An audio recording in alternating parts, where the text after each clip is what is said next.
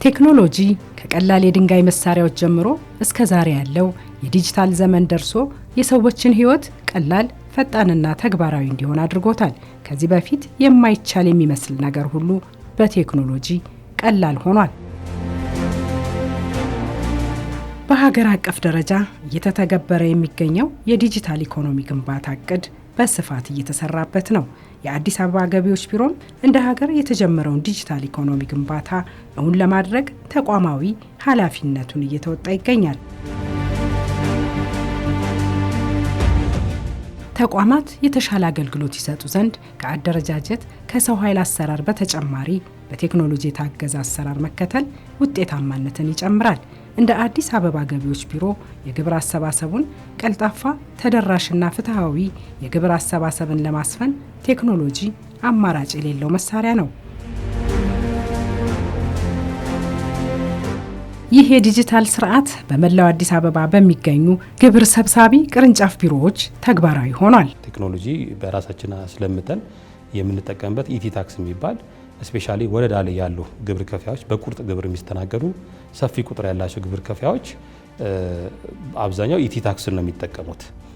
የቁርጥ ግብር ነው፣ ሐምሌ ላይ ነው የሚከፍሉት። እነዚህ ግብር ከፋዮች የተወሰነባቸውን ውሳኔ በኤስኤምኤስ ይደርሳቸዋል። ባሉበት ሁኔታ በሞባይል ስልካቸው ይደርሳቸዋል። በዛ ባሉበት ሁኔታ የሚከፍሉበት ሁኔታዎች አሉ ማለት ነው። ይሄ አፈጻጸም ስንመለከተው ባለፈው ዓመትም በጣም በስፋት የገባንበት በዚህ ዓመትም 99.9 ከመቶ የሚጠጋው ግብር ከፋይ ኦልሞስት በዚህ ነው የተስተናገደው። የሐመሯ ላይ ማለት ነው። በተለምዶ ሐመሯ የሚባል አሁን ላይ የተባለው ማለት ነው።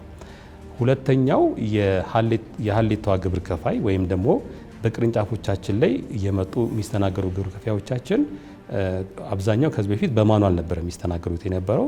ወደ 99% አካባቢ የሚጠጋውን ግብር ከፋይ በዚህ ሲስተም ውስጥ እንዲስተናገር ነው ያደረግነው። ግብር ከፋዮቻችን ግብር የሚከፍሉት በደረጃቸው ነው። ደረጃ ሀ የሚባል ግብር ከፋይ እዚህ በክፍለ ከተማ ደረጃ ነው የሚከፍሉት። በአዲሱ አዋጅ ደረጃ ለ የሚባሉ ግብር ከፋዮች ደግሞ በወረዳ ደረጃ ነው የሚከፍሉት። እንደ ቦሌ 11 ወረዳዎች አሉን። ስለዚህ 11ዱም ወረዳ ላይ የሚከፍሉ ግብር ከፋዮች አሉን። እነሱ የሚጠቀሙት ሲስተም ኢቲታክስ ይባላል። ስለዚህ አንዱ የቴክኖሎጂ ነው። ግብር ከፋዮች ባሉበት ሆነው በ775 የሚከፍሉት የግብር መጠንና የመክፈያ ቁጥር ይላክላቸዋል ማለት ነው ከቢሮ። የደረጃ ሀ ግብር ከፋዮች ደግሞ እዚህ በክፍለ ከተማ ደረጃ ያለው ኢታክስ ይባላል። ኢፋይሊንግ እና ኢፔመንትን ያጠቃለለ ነው ማለት ነው። ስለዚህ ዋናው ጠቀሜታው ግብር ከፋዩ ያለበት ቦታ ሆኖ ግብሩን በቀላሉ ሲምፕል ማድረግ ነው ዋና ዓላማው።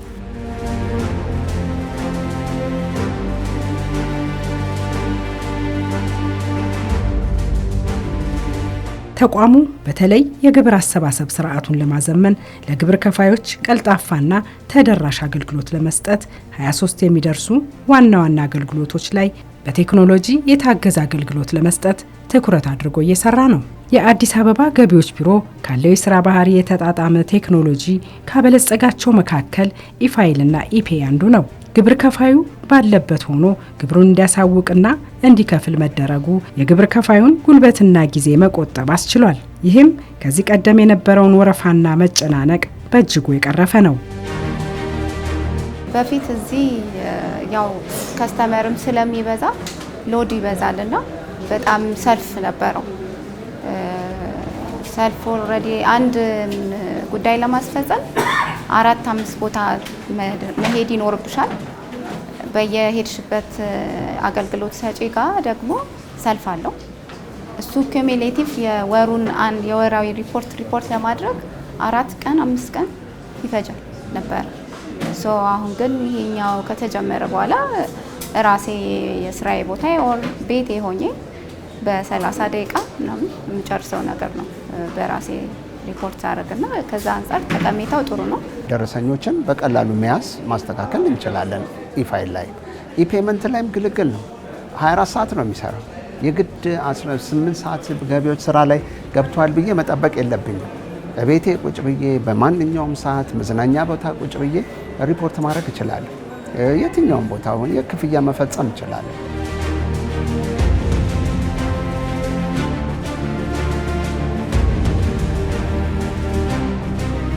ስራ ስራ በጣም ቢዚ ስለሚያደርገኝ ማታ ነው የምሰራው።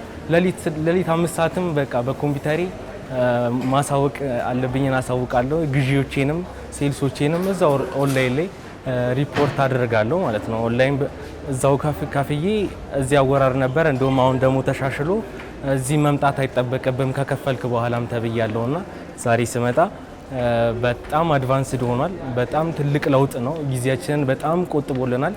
ፕሮፌሽናልም አድርጎናል ብዬ አስባለሁ። ስራ ላይ ስህተት አይኖርም። አሁን በማኑዋል በምንሰራበት ጊዜ ወረቀት ስለሆነ ድምር ልንስት እንችላለን። ይሄኛው ግን ቴክኖሎጂ ላይ ስታስገቢው ሲስተሙን ራሱ የተሳሳተ ኤረር ካለው ይመልስብሻል። ድምርሽንም ከምታወጩ በማሽን ከተጠቀምሽ ጆርናል ጋር ከዛ ጋር ልክ ካልሆነ ራሱ ድምሩንም የምትመዘገቢው ለምሳሌ ሽያጮች አሉ፣ ግዢዎች አሉ የምትመዘገቢያቸውን ኢቭን እንኳን የሰውየውን ቲን ነምበር እንኳን ሳታስገቢ ላሳልፍ ብትይ ማሳለፍ አትችልም። ሶ የቴክኖሎጂ አጠቃቀሙ በጣም የተሻለ ነው።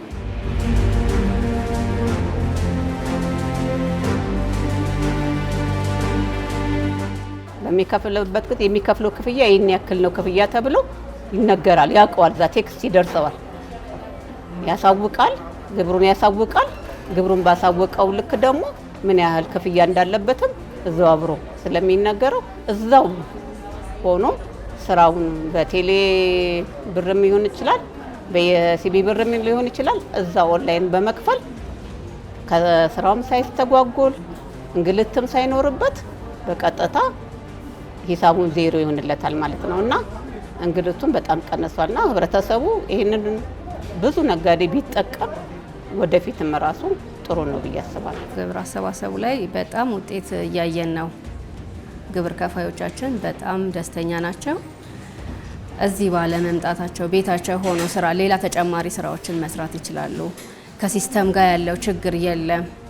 እዚህ ሲመጡ ሲስተም የለም የሚባሉ ነገሮች ነበሩ። እሱ ቀርቶላቸዋል። ብዙ ቀን የሚመላለሱት ቀርቷል እና ሁሉም ግብር ከፋይ ኦንላይን እንዲሆን ነው እቅድ የተያዘው። ስለዚህ ከዛ ውስጥ ወደ 8100ን ኦንላይን አስገብተናል። አሁንም እያስገባን ነው። ሁሉንም ነው ማስገባት እቅድ የያዝነው ማለት ነው። ፌክ ኢንቮይሶችን አያሳልፉም። ትክክል በማሽን ያልተመዘገቡትን አያሳልፍም እና ኢረር ብሎ ራሱ እዛው ላይ ያቆማል፣ ስታክ ያደርጋል። ስለዚህ ትክክል ካልሆነ ሲስተሙ ራሱ ያግዛል።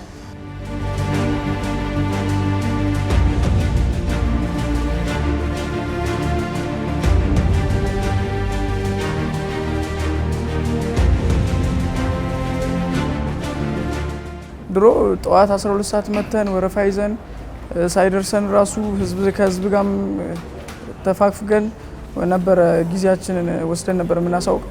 አሁን ግን እንዳልኩሽ ባለንበት በስልካችን ኢንተርኔት አክሰስ ብቻ የምናገኝበት ቦታ ሆነ ግብራችንን ሪፖርት ማድረግ ይችላል። ከኦንላይኑ በፊት የነበሩ ስራዎች በተለይ ደረሰኞች ይጠፋሉ፣ ሰነዶች ይጠፋሉ እና እነዛን ለማግኘት ስትመጪ ያው ጊዜሽን ይገልብሻል። እነዛ ነገሮች በቃ ዘመናዊ ቢሆኑ አገልግሎቱ እዛ ላይ ቢካተት ጥሩ ይመስለኝ። በቃ ምሰሪው ስራ ደረሰኝ የምታስገቢያቸው እቃ ግዢዎች አሉ። እነዛ ደረሰኞች ራሱ ሪጀክት ያደርግሻል። እነዚህ ህጋዊ ያልሆኑ ደረሰኞች፣ ትክክል ያልሆኑ ደረሰኞች እዛ ላይ የሚሞሉ ነገሮች ስላሉ ራሱ ሲስተሙ ሪጀክት ያደርግሻል። ስለዚህ ከማንም ጋር ትነጋገሪ፣ አንቺ ካመጣሽበት አካል ጋር ነው የምትነጋገሪ። ገቢዎች የሚያመጣሽ ነገር የለም። በዚህ አኳያ ከሰው ጋር ስለማያነካካሽ፣ ከወረቀት ጋር ስለማያነካካሽ ራስሽን አብዴት እንድታደርጊ የምትጠቀሚውን አገልግሎት እንድትጠነቀቂ ያደርጋል። ሁላችንም መጠቀም አለብኝ ብዬ የሚያስበው አንዱ ቴክኖሎጂ ነው።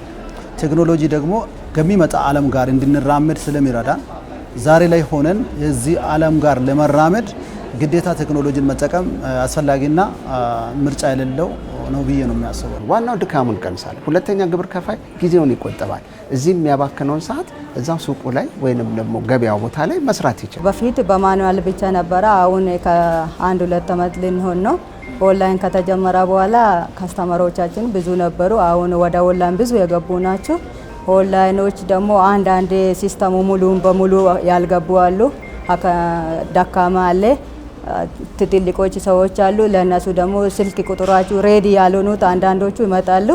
ለነሱ ስልክ ቁጥሩንም ኢሜል አድሬስንም አስተካክለን እስከመጨረስ ድረስ ወደኛ የመጡ አገልግሎት ያገኙ ናቸው። ከስተመሩ በጣም ብዙ ነው። ይሄ መተንፈሻ ታገኙ ትንፋሽ ያጥር ነበር። አሁን ላይ ያለው ነገር ግን በእውነት በጣም ደስ የሚል በቃ ይሄ ለውጥ ነው፣ እድገት ነው።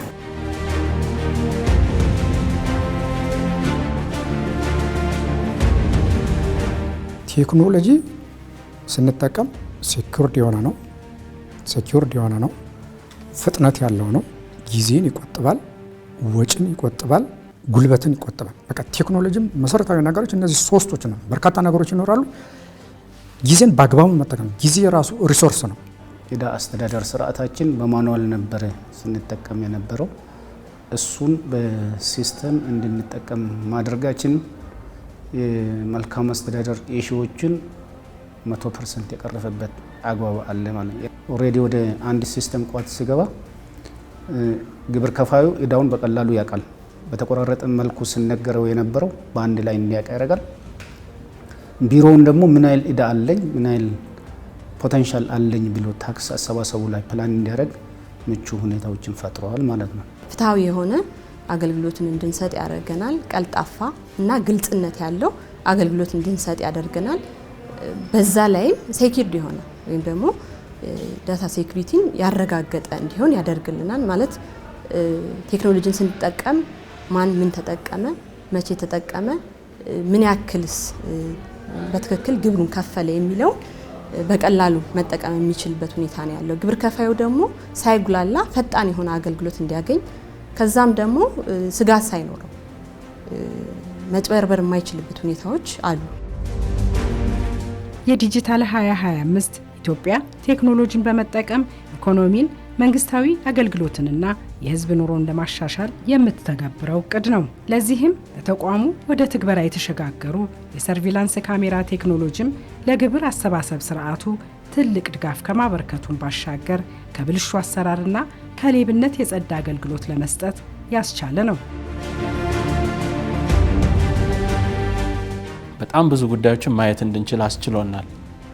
የውስጥም ከሰራተኛም ከአመራርም ያሉ ክፍተቶችን እንድንሞላ፣ እንድንከታተል፣ እንድንደግፍ አንድ ቦታ አንድ ስፖት ላይ ሆኖ መከታተል እንዲቻል አስችሏል። እየዞሩ ሱፐርቫይዝ ማድረግ አቴ ታይም ስለማይቻል ይሄ ግን ሁሉንም አቴ ታይም ማየት እንዲያስችል ያደረገ ነውና በጣም ብዙ ክፍተቶችን መሙላት ችለናል።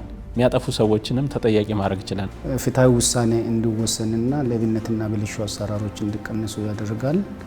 ወጪንም ይቆጥባል ማለት ነው።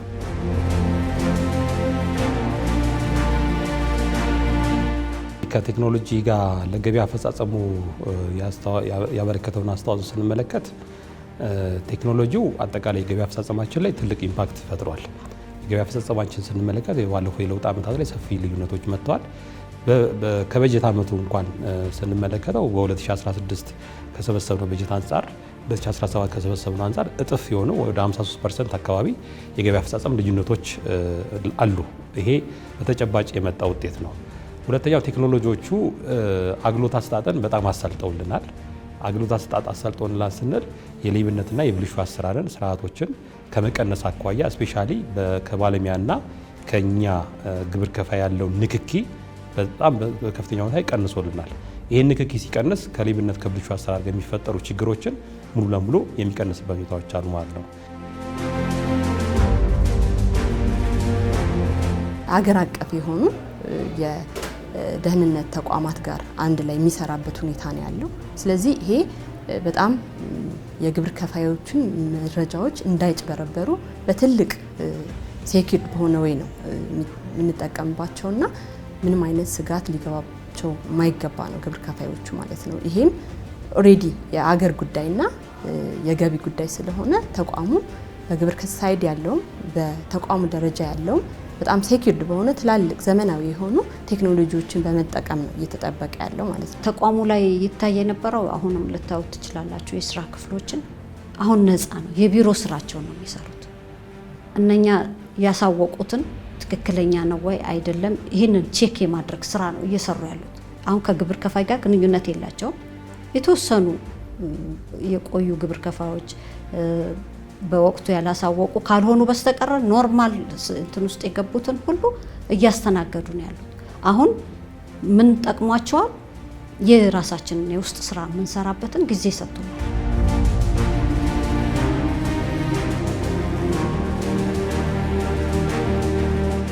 አሁንም ኦንላይን ላይ ትሬንድ የምናየው ደግሞ በመጨረሻ ጊዜ ነው የሚያሳውቁት ማለት ነው።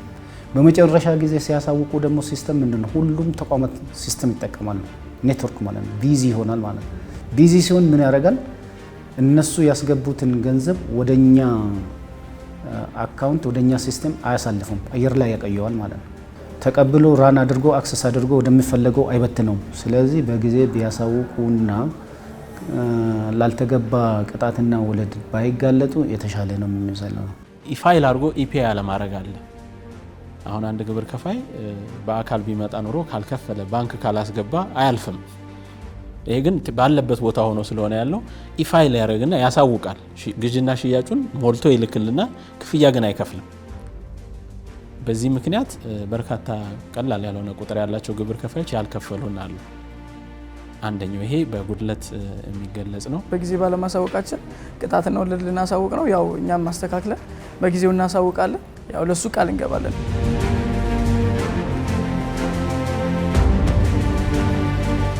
ዋና ተግባሩ የመረጃ ቴክኖሎጂ ድጋፍ እነዚህ ከሲስተም ጋር በተገናኙ የሚያጋጥሙ ችግሮች ካሉ እነሱ ሶልቭ ማድረግ ነው። በዋናነት የሚሰራው ይሄን ስራ ነው።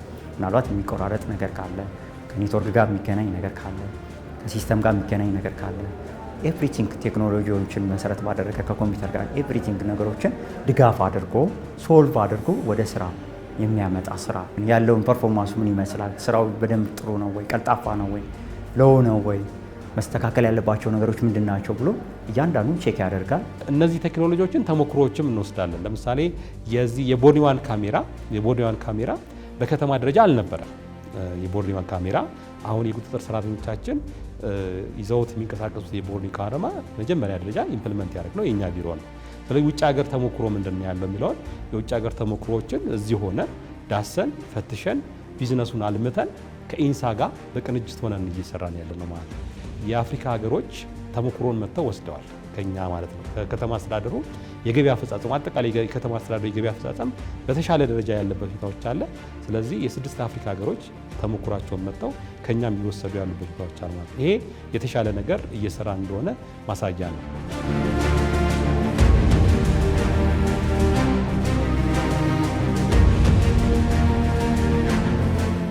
የትሬኒንግ አማራጮችም ምናምን አሉ ላይ ትሬኒንግም ወስደናል። ቀላል ነው። አንድ ሁለቴ ከተጠቀሙበት ግብር ከፋዩ ለመጠቀም በጣም ቀላል ነው የሚሆነው አስባለሁ። ወረቀት ይዞ ከመጻፍ እዛ ላይ ስልክ ላይ መሙላት ሞር አድቫንስድ ነው። ማንኛውም ግብር ከፋይ ካልገባው በሳምንት አንዴ ይሰጣል ስልጠና። ያንን ስልጠና መጥቶ ግንዛቤ ወስዶ ከዛ ቀጣይ ማድረግ ያለበትን ነገር እያደረገ ይሄዳል ማለት ነው። ስለዚህ አሁን የተፈጠሩ ፕላትፎርሞች እጅግ በጣም መልካምና ጥሩ ናቸው። ቢሮው የአሰራር ስርዓቱን በማዘመንና አዳዲስ ቴክኖሎጂዎችን በመጠቀሙ በግብር አሰባሰቡ ላይ ለውጦች እንዲመዘገቡ አስችሏል። ለምሳሌ በ2017 በ8 ወር ውስጥ እንደ ቦሌ 5.6 ቢሊዮን ብር ነው የሰበሰብ ነው ከሐምሌ 1 እስከ የካቲት 30። በተመሳሳይ 2018 የ8 ወር የገቢ አፈጻጸማችን 9.6 ቢሊዮን ነው። 3.9 ቢሊዮን እድገት አለው። 41% ፕሮግረስ አለው። የገቢ አፈጻጸሙን ስንመለከተው አሁን ላይ የተሻለ አፈጻጸም ያገኘንበት ሁኔታዎች አሉ። ለምሳሌ በዚህኛው በጀት ዓመት አጠቃላይ ወደ 8 ወር አፈጻጸሙን ስንመለከተው በብራንች በቅርንጫፎቻችን አካባቢ ወደ 50.1 ቢሊዮን ብር አካባቢ ባለበት በኦንላይን ነው ባለበት ግብር ከፋው የከፈለውን ነው እየሰበሰብን ያለ ነው ማለት ነው። ይሄ የተሻለ አፈጻጸም ቅርንጫፎች አካባቢ ላይ ያለበት ሁኔታዎች አሉ። ቅድም እንደነገርኩሽ ወረዳ አካባቢ ላይ ያለው ኦልሞስት 100% በሚባል ደረጃ በሲስተም ባለበት ሆኖ የሰበሰብንበት ሁኔታዎች እንዳሉ ማየት ይቻላል ማለት ነው። ያው አጠቃላይ ቢሮ የጀመራቸው የቴክኖሎጂ ስራዎችን ከተማዋ እየተከተለች ካለችው ስማርት ሲቲ ጋር አንድ ላይ የተጣመረና የተቀናጀ ሁኔታዎች ያለበት ሁኔታዎች አለ። ለምሳሌ አንዱ 6 ፒለሮች አሉ በስማርት ሲቲ ላይ። አንደኛ ስማርት ፒፕል፣ ስማርት ሞቢሊቲ፣ ስማርት ኢኮኖሚ የሚሉ ፒለሮች አሉ። ስማርት ኢኮኖሚ ስንል ከኛ ቢሮ ኮንቴክስት ጋር አብሮ የሚሄድ ነው። ከኛ ቢሮ ኮንቴክስት ጋር ስንሄድ አጠቃላይ የኢኮኖሚ ስርዓቱን የኢኮኖሚ እንትኑን የገቢ አስፈጻጸሙን ሙሉ ለሙሉ ከቴክኖሎጂ ጋር አውቶሜት የማድረግና ወደ ቴክኖሎጂ የማምጣት ስራዎች ይጠይቁናል ማለት ነው። እሱን መሰረት አድርገን ነው አሁን እየሰራን ያለ ነው ማለት ነው። ሁለተኛው ፒለር ደግሞ የኛ ማህበረሰቡ ቴክኖሎጂ የመጠቀም ባህሉ ማደግ መቻል አለበት። በቴክኖሎጂ የመጠቀም እንትኑን ማሳደግ መቻል አለብን ማለት ነው። ስለዚህ አሁን ግብር ከፋዩን ኦልሞስት ወደ ኦንላይን ሰርቪስ እናመጣዋለን ስንል ባለበት ሆኖ ግብሩ እንዲከፍል የማለማመድ ልምምዶች ያስፈልጉታል ማለት ነው።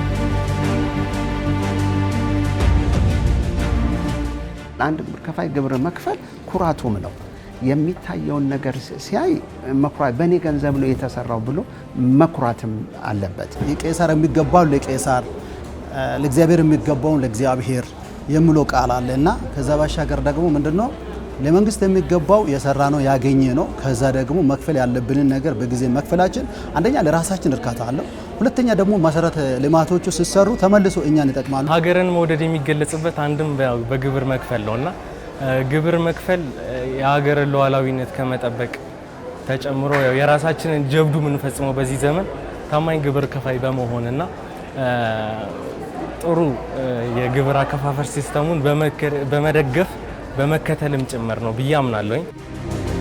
የአዲስ አበባ ገቢዎች ቢሮ የግብር አከፋፈል ስርዓቱን ዲጂታላይዝ የማድረግ ስራውን እስካሁን በተዘረጉ የቴክኖሎጂ አማራጮች ብቻ የሚወሰን አይደለም። ቀጣይም ሌሎች ለግብር አሰባሰብ ሂደቱ የሚያግዙ ቴክኖሎጂዎችን በማካተት ተደራሽነቱን የማስፋት ውጥን ይዞ በመንቀሳቀስ ላይ ይገኛል።